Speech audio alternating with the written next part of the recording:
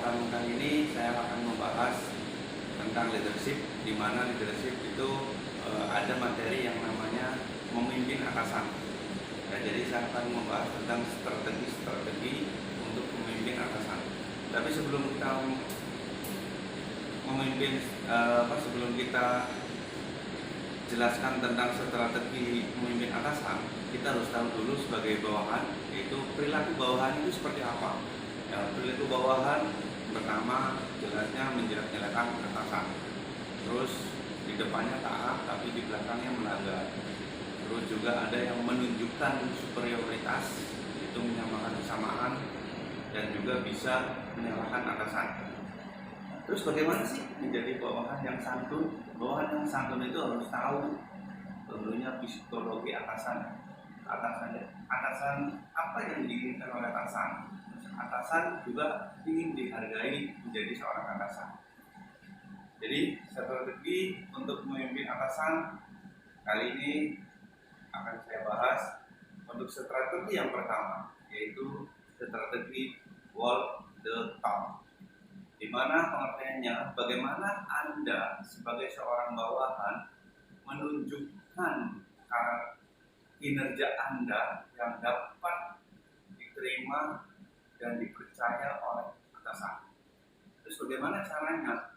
Tentunya Anda harus punya prestasi, kompeten dalam menjalankan tugasnya. Apa yang disampaikan, apa yang ditugaskan oleh atasan, laksanakan. Tugasnya A, laksanakan A. Kalaupun Anda akan menyederhanakan atau menambahi, sebaiknya Anda harus konsultasi dulu sebelum Anda mengerjakannya.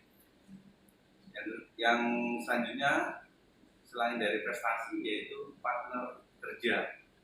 Bagaimana caranya menjadi partner kerja atasan? Itu yang jelas, satu, bersedia melakukan tugas melebihi job desk-nya. Yang kedua, menjadi teman dalam diskusi.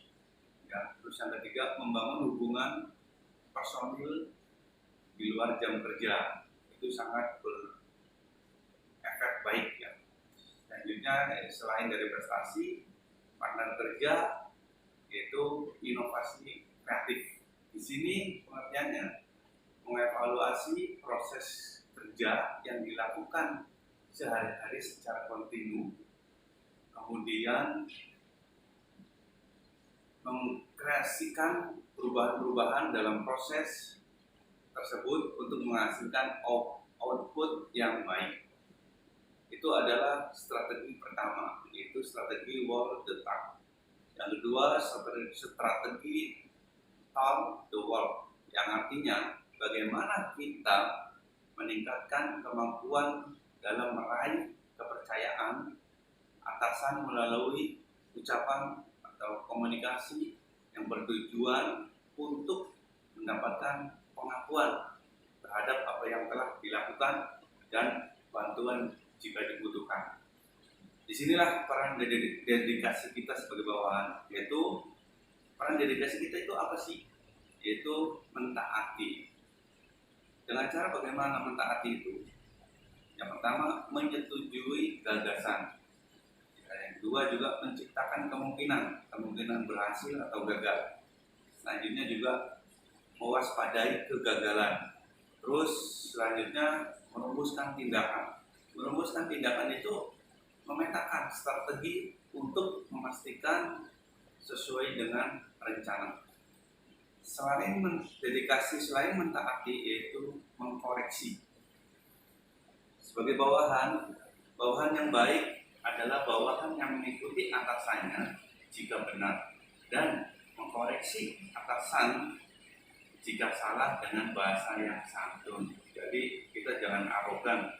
Kalau dalam mengkoreksi atasan, sebaiknya gunakanlah bahasa yang santun dan baik agar atasan juga tidak tersinggung.